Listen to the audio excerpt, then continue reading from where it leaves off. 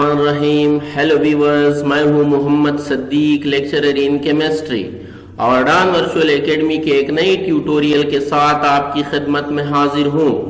Today the topic of discussion is stoichiometry. Contents of the lecture, आज की इस lecture में हम मंदरजा झेल टॉपिक से डिस्कस करेंगे। First of all, what is chemical equation. Second number पर balanced chemical equation. Third number पर relation between chemical equation and mole. Fourth number पर स्टोचियोमेट्री। फिफ्थ नंबर पर स्टोचियोमेट्रिक अमाउंट। सिक्स नंबर पर स्टोचियोमेट्रिक कैलकुलेशन। सेवन नंबर पर assumption for stoichiometric calculation।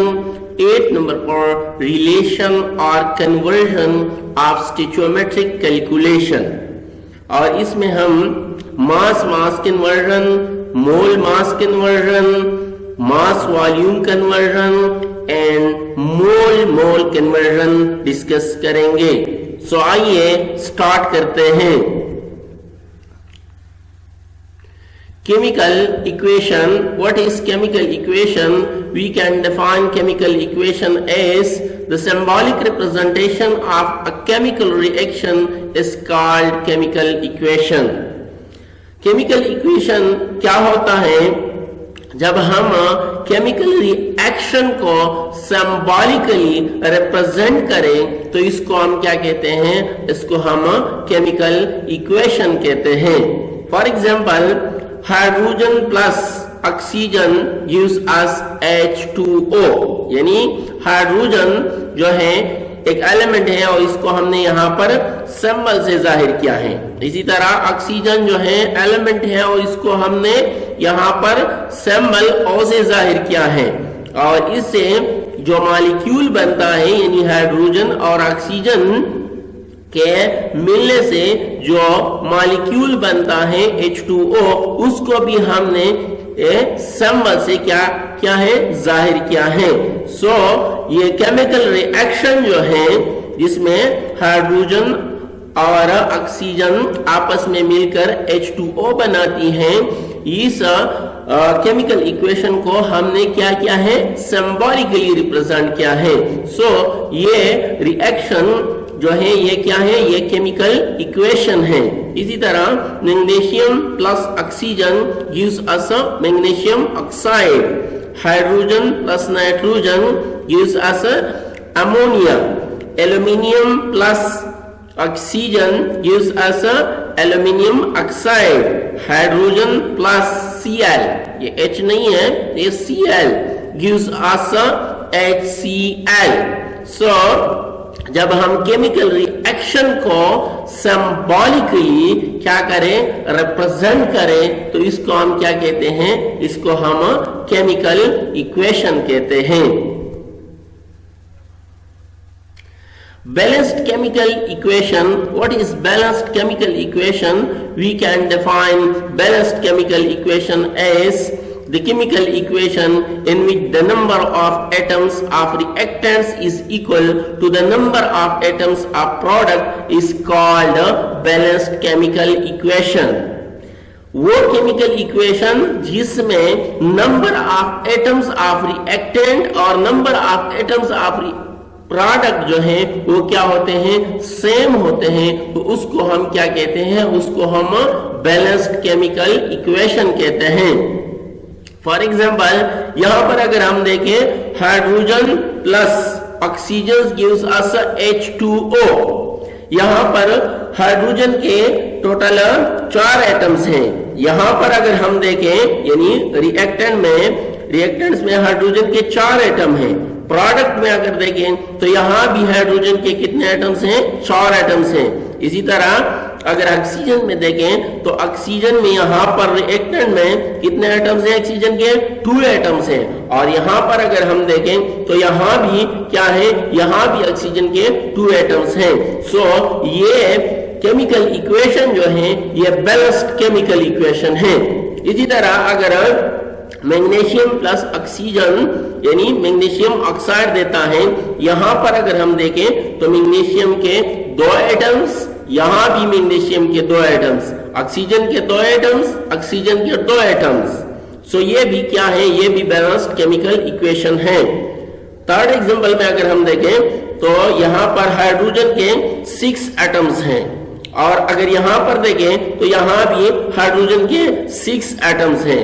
यहां देखें तो यहां पर नाइट्रोजन के यानी रिएक्टेंट में नाइट्रोजन के 2 एटम्स हैं, और प्रोडक्ट में भी नाइट्रोजन के 2 एटम्स हैं।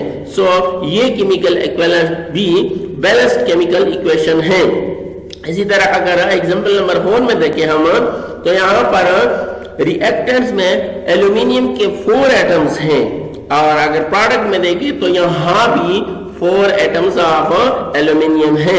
इसी तरह अगर ऑक्सीजन का हम देखें तो ऑक्सीजन के भी 6 एटम्स हैं रिएक्टेंट्स में, और प्रोडक्ट्स में भी हमारे पास इसके 6 एटम्स आते हैं। सो ये भी क्या है, बैलेंस्ड केमिकल इक्वेशन है।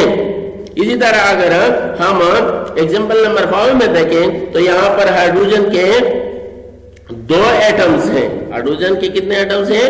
2 एटम्स हैं, और यहाँ भी हाइड्रोजन के कितने हैं? 2 एटम्स हैं। यहाँ पर यह हाइड्रोजन नहीं है, ये क्लोरीन है, ठीक है, Cl2, यहाँ पर Cl2 है। सो यहाँ पर Cl2 के 2 एटम्स हैं, और यहाँ भी Cl2 के 2 एटम्स हैं। सो दोनों क्या हैं? दोनों यानी ये भी बैलेंस्ड केमिकल इक्वेशन है, क्योंकि रिएक्टेंट्स के एटम्स जो हैं यानी रिएक्टेंट्स के एटम्स प्रोडक्ट के एटम्स के क्या है? बराबर हैं। Relation between chemical equation and mole. A balanced chemical equation shows the number of moles of reactants and products which are involved in a chemical reaction. Balanced chemical equation क्या show करता है हमें? यानी a balanced chemical equation show the number of moles of reactants and product. Balanced chemical equation जो है ये number of mole of reactant और product को शो करता है जो कि केमिकल रिएक्शन में इन्वॉल्व होते हैं।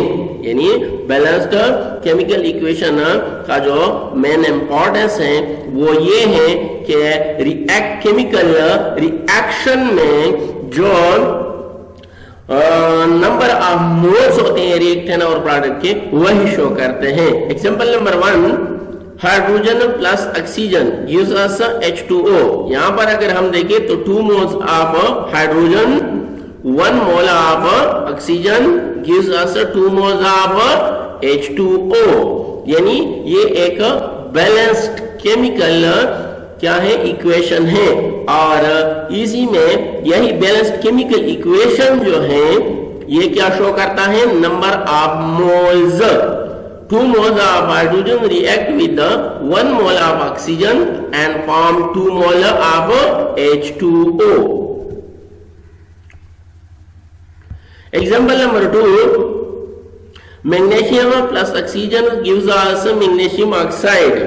यहाँ पर अगर हम देखें इस बैलेंस्ड केमिकल इक्वेशन में तो 2 moles of magnesium react with 1 mole of oxygen and produce 2 mole of magnesium oxide.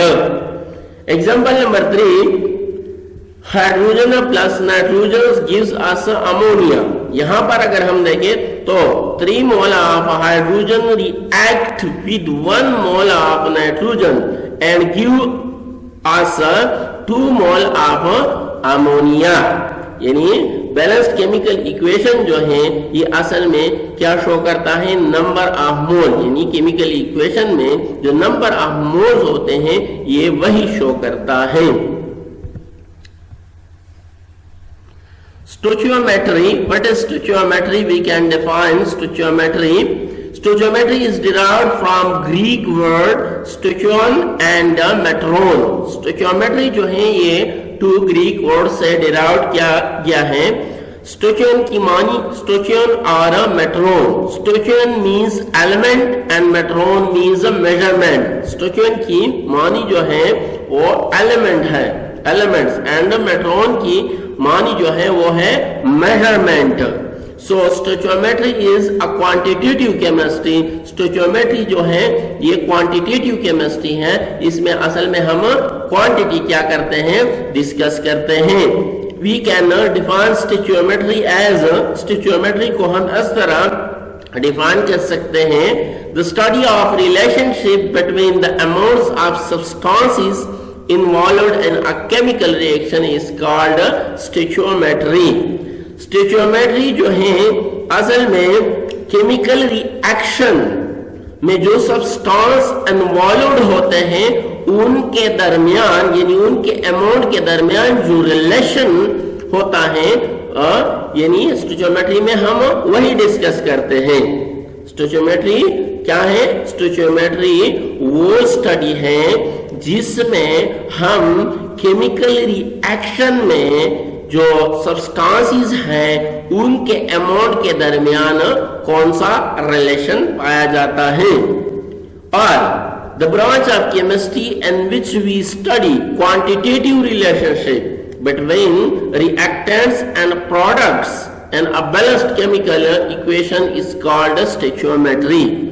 या स्टोइचियोमेट्री को हम इस तरह भी डिफाइन कर सकते हैं कि ये केमिस्ट्री की वो ब्रांच है जिसमें हम क्वांटिटी क्या करते हैं, रिलेशनशिप, यानी रिएक्टेंट और प्रोडक्ट में, जो रिएक्टेंट और प्रोडक्ट के क्वांटिटीज में जो रिलेशन है वही स्टडी करते हैं। सपोज ये हमारे पास एक बैलेंस्ड केमिकल इक्वेशन है। सो इसी बैलेंस्ड केमिकल इक्वेशन में हम रिएक्टेंट और प्रोडक्ट के जो क्वांटिटी है उसको हम क्या करते हैं, उसको हम डिस्कस करते हैं यार, स्टडी करते हैं। Stoichiometric amount, what is stoichiometric amount? Stoichiometric amount क्या होती है?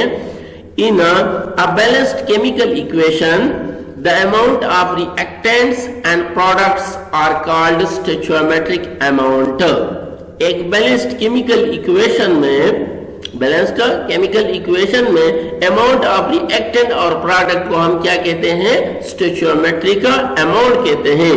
For example carbon plus oxygen gives us carbon dioxide. ये जो है ये एक बैलेंस्ड केमिकल इक्वेशन है। सो यहां पर अगर हम देखें तो कार्बन 12 ग्राम, ऑक्सीजन 32 ग्राम और कार्बन डाइऑक्साइड जो है वो 42 ग्राम। यानी बैलेंस्ड केमिकल इक्वेशन अगर मोल की जगह हम इसके मास को ग्राम में यहां पर जाहिर करें, यानी ये 1 मोल के बराबर है, ये भी 1 मोल के बराबर है और ये भी 1 मोल के बराबर है। सो द अमाउंट्स 12 ग्राम ये कार्बन का जो एटॉमिक मास है, 32 ग्राम ये जो ऑक्सीजन का मॉलिक्यूलर मास है, एंड 44 ग्राम ये जो कार्बन डाइऑक्साइड का मॉलिक्यूलर मास है, are stoichiometric amount. Stoichiometric calculation, the calculation based on stoichiometry is called stoichiometric calculation। stoichiometric calculation क्या होती है? वो कैलकुलेशन जो stoichiometry पर क्या करती है, यानी based on stoichiometry। assumption for stoichiometric calculation, stoichiometric calculation के लिए कौन कौन से assumptions हैं? following assumptions are necessary for stoichiometric calculation।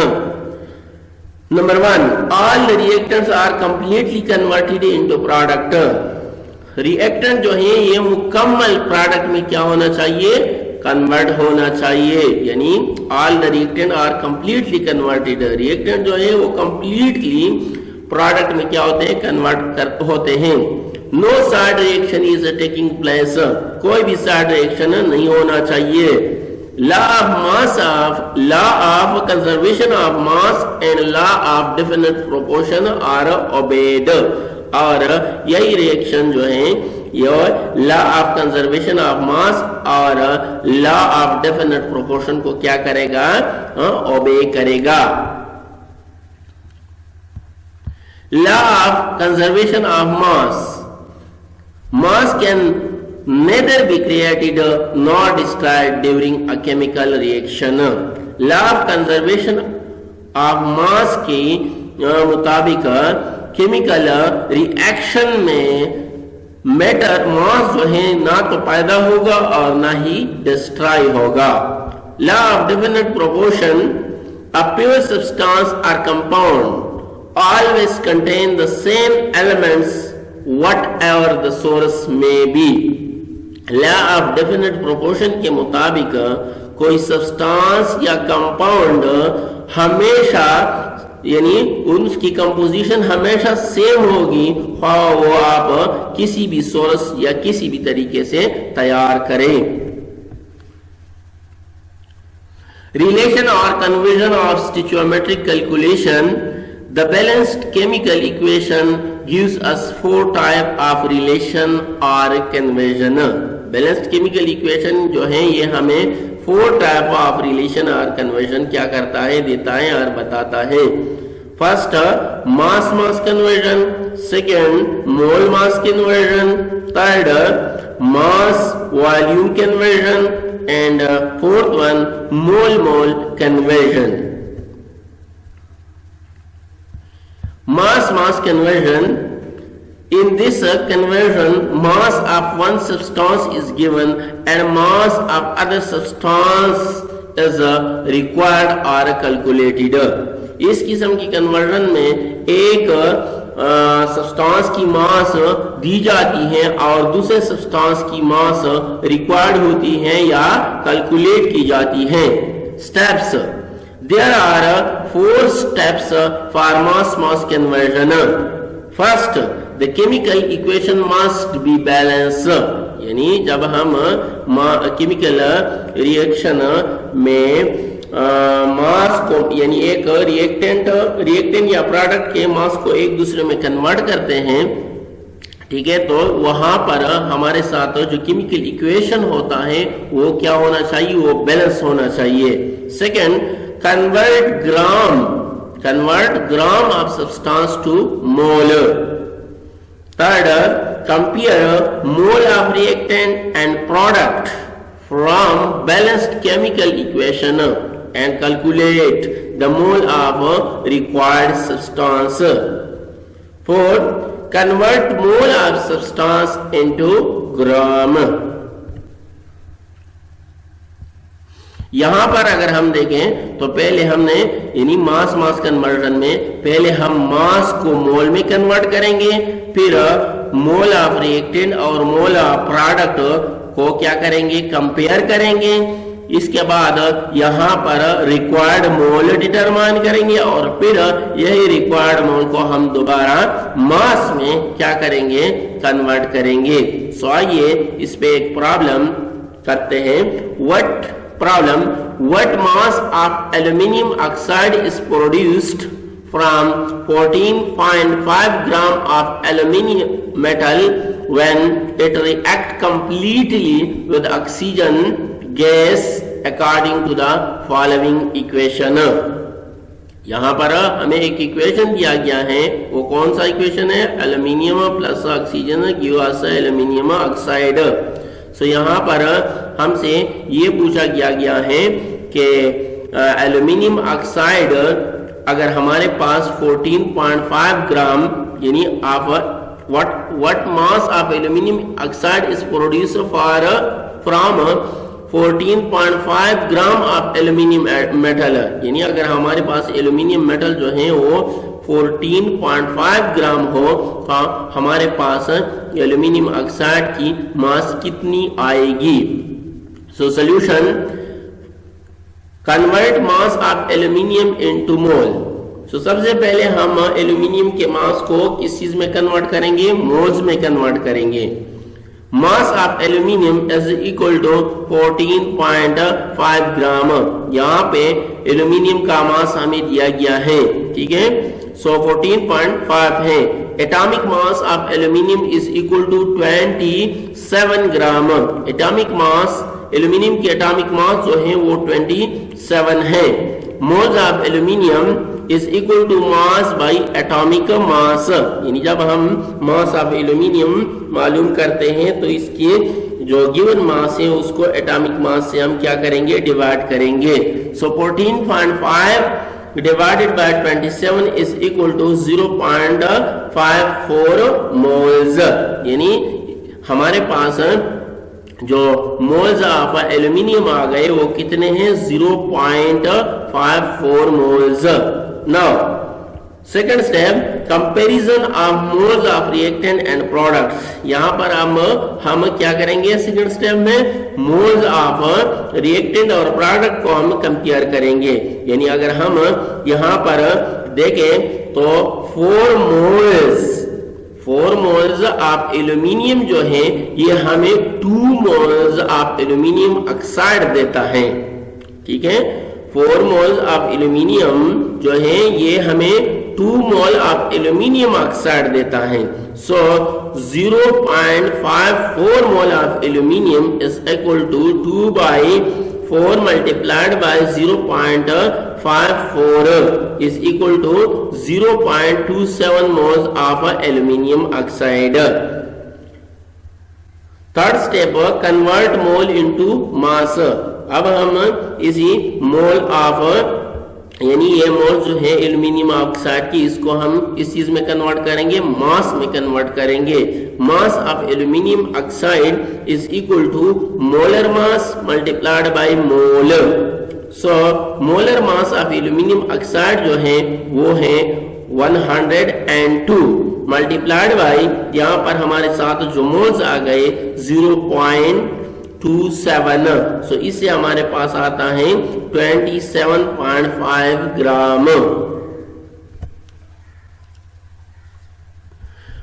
Mole mass conversion, in this conversion mole of one substance is given and mass of other substance is calculated or required and vice versa। इस किस्म की conversion में हमें एक substance की मोल दी गई होती है और दूसरे की मास रिक्वायर्ड होती है या हम उसकी वो कैलकुलेट करेंगे। Steps, there are 4 steps for mole mass conversion. First, determine how many moles are given in the problem. Second, compare mole of reactant and product from balanced chemical equation and find moles of required substance. Third, calculate molar mass of substance. Fourth, convert mole into gram. Problem number 1, how many gram of carbon dioxide can be produced by heating 8.8 moles of zinc carbonate? Solution, यानी zinc carbonate को जब हम heat करें तो ये हमारे पास zinc oxide plus carbon dioxide आता है। It is clear from the above reaction that 1 mole of zinc carbonate produce 1 mole of carbon dioxide। यहाँ पर अगर हम देखें तो जिंक कार्बोनेट का 1 मोल जो है ये 1 मोल ऑफ कार्बन डाइऑक्साइड हमें देता है। सो 8.8 moles of zinc carbonate produce 8.8 moles of carbon dioxide। Molar mass of carbon dioxide is equal to 44 gram. Carbon dioxide की जो मोलर मास है वो कितनी है, 44 ग्राम। और 1 mole of carbon dioxide is equal to 44 gram. So 8.8 moles of carbon dioxide is equal to 8.8 multiplied by 44. So 8.8 moles of carbon dioxide is equal to 387.2 gram. Problem number 2, how many moles of NaCl are produced from 15.5 gram of HCl according to the neutralization reaction? HCl plus NaOH gives us NaCl plus H2O. Solution, molar mass of HCl is equal to 1, यानी 1 जो है ये hydrogen, molar यानी atomic mass hydrogen, और 35.5 ये किस चीज की एटॉमिक मास है, chlorine, so is equal to 36.5 gram. So molar mass of HCl जो है वो कितना है, 36.5 gram. Number of moles of HCl is equal to mass divided by molar mass. जब हम HCl की नंबर ऑफ मोल निकालते हैं तो उसका मास जो है उसको मोलर मास से क्या करेंगे, डिवाइड करेंगे। So number of mole of HCl is equal to, यानी यहाँ पर उन्होंने हमें मास दिया है, वो क्या कितना है, HCl का जो मास हमें दिया गया है वो 15.5 ग्राम है। सो 15.5 ग्राम को हम डिवाइड करेंगे HCl के मोलर मास से जो कि 36.5 ग्राम है, और इससे हमारे पास आता है 0.425 moles। From above equation it is clear that 1 mole of HCl gives 1 mole of NaCl। यहाँ पर अगर हम देखें तो 1 mole of HCl जो है वो हमें 1 mole of NaCl देता है। सो 0.425 moles of HCl हमें क्या देगा, यही 0.425 ग्राम देगा या मोल देगा। यानी यहाँ पर अगर हम देखें 0.425 moles HCl gives us 0.425 multiplied by 1 is equal to 0.425 मोल। यहाँ पर ये ग्राम नहीं, ये मोल, क्योंकि यहाँ पर how many moles of HCl are required, हमसे HCl की NaCl की मोल्स मांगी गई है। सो यहाँ पर ग्राम की जगह क्या है, मोल्स, यहाँ क्या है, mole. Mass volume conversion, in this conversion or relation, mass of one substance is given and volume of other substance is required or calculated and vice versa। इस किस्म की कैलकुलेशन में और रिलेशन में और कन्वर्जन में मास ऑफ वन सब्सटेंस दिया गया होता है और वॉल्यूम ऑफ अदर सब्सटेंस क्या होता है, रिक्वायर्ड होता है। Problem, according to the following equation, solid sulfur burns in oxygen। यहाँ पर अगर हम देखें तो sulphur plus oxygen gives us sulfur dioxide। If 15 gram of sulfur are burnt, what volume of sulfur dioxide is produced at STP? Solution, given equation for the reaction at STP। अगर हम at STP पर देखें तो sulphur plus oxygen give अस sulphur dioxide, यानी sulphur का 1 मोल oxygen के 1 मोल के साथ रिएक्शन करने पर हमें 1 मोल सल्फर डाइऑक्साइड क्या करता है, देता है। इसको हम इस तरह भी लिख सकते हैं कि 32 ग्राम सल्फर जब 22.4 dm³ ऑक्सीजन के साथ रिएक्ट करे तो ये हमें क्या देता है, 22.4 dm³ सल्फर डाइऑक्साइड देता है। Number of mole of sulphur अब हम किस तरह मालूम करेंगे। So number of mole of sulphur is equal to 15 divided by 32 is equal to 0.496 moles। From above equation it is clear that 1 mole sulfur gives 1 mole sulfur dioxide। यहाँ पर अगर देखें तो 1 मोल ऑफ सल्फर क्या देता है हमें, 1 mole of sulphur dioxide देता है। इसी तरह 0.496 moles gives is equal to 1 multiplied by 0.496 is equal to 0.496 moles of sulfur dioxide। Now volume of sulfur dioxide, according to Avogadro law, number of moles is equal to volume in the m³ divided by molar volume। volume in dm cube is equal to number of moles divided by molar volume, यानी यहाँ हम volume मालूम करना चाहते हैं। So volume को इस side पे ले जाते हैं और मोल को उस साइड पे ले आते हैं। So volume of sulphur dioxide is equal to 0.496 multiplied by 22.4 is equal to 10.51 dm cube. So volume of sulfur dioxide is equal to 10.51 dm cube. Mole conversion, and this relation or conversion, mole of one substance is given and mole of other substance is calculated or required. इसी relation में और conversion में एक substance की मोल दी जाती है और दी गई होती है और दूसरे की क्या होती है, रिक्वायर्ड होती है। Problem, how many mole of iron are needed for 12 moles of oxygen according to the following equation. Solution, given mole of iron is equal to 4 moles.